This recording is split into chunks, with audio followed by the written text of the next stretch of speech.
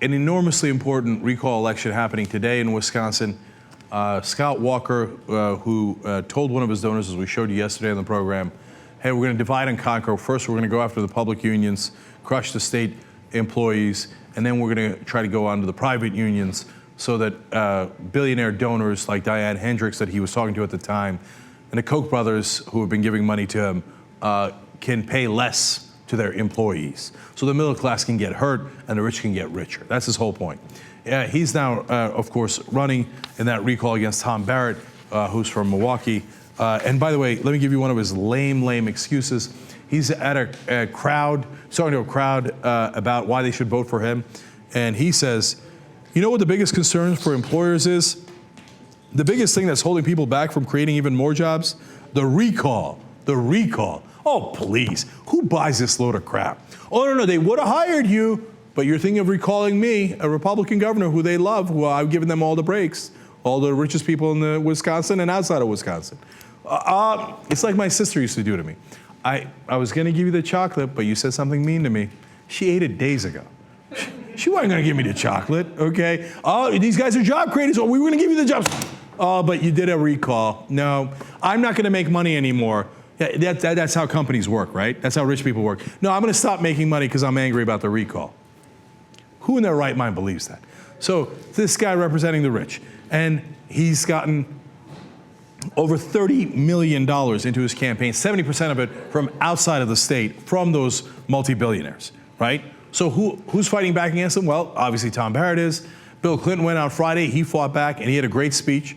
The unions are fighting back. Local Democrats are doing a good job in Wisconsin fighting back. One guy missing in action, yeah, you guessed it, President Barack Obama.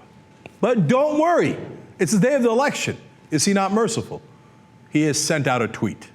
No. Okay, that's awesome. It says, it's election day in Wisconsin tomorrow, and I'm standing by Tom Barrett. You got a funny way of showing it. He'd make an outstanding governor, B.O. Bo. Okay.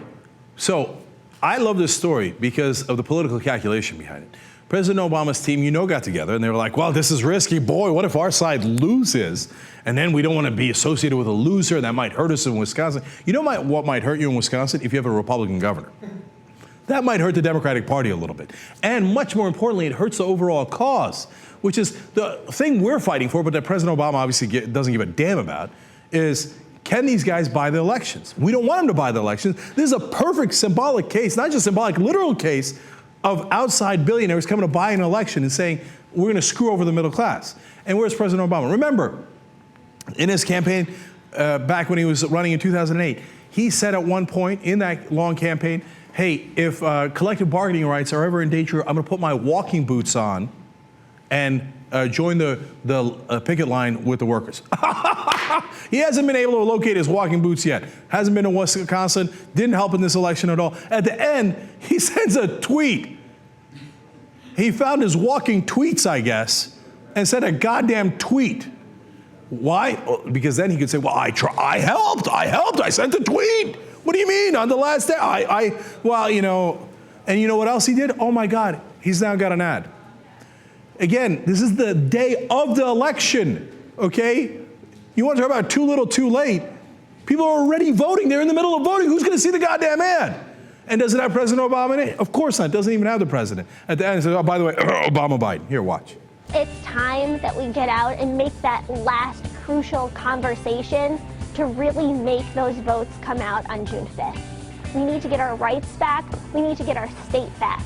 It's absolutely crucial that you come out and help. We need you. Wisconsin needs you. We can do this. Sign up for a shift, knock doors, you make phone calls, you talk to your friends, and elect Tom Barrett. Finishing strong, owning our vote, maybe voting for the first time. It's about looking back on June 6th and saying, yeah, I did that. I did all I could. It's time to vote.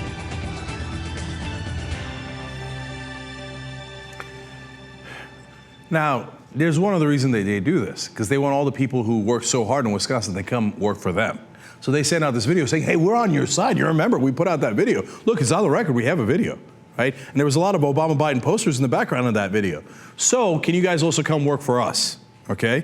And look, the excuse that the Obama administration uses is, well, we don't know if the president would help. It might hurt the cause if the president comes. Wait a minute. You think you're such a loser that you would hurt rather than help in Wisconsin? Well, then how the hell do you think you're going to win Wisconsin? Well, don't you have to show up in Wisconsin to win it for yourself? Well, I thought you said you were definitely going to win Wisconsin. Well, if you're confident you're going to win in Wisconsin, then you would obviously help, wouldn't you? No, that makes no sense. It's because they don't care about anybody but themselves. If this is enormously important to progressives and even to the Democratic Party, who cares? The question is, will it help us or hurt us by 1%? That's the only thing they care about. So President Obama never found his walking boots. He never cared. He never showed up. And if Tom Barrett happens to win, here's the amount of credit that President Obama should get, 0%.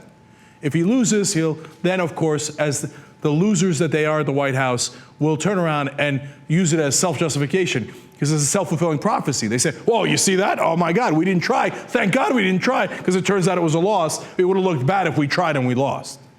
Think about that loser mentality, whether it's in sports or in politics. If we try and we lose, it'll look bad. Well, if you don't try and you lose, it looks 100 times worse, doesn't it? It says, I'm so weak.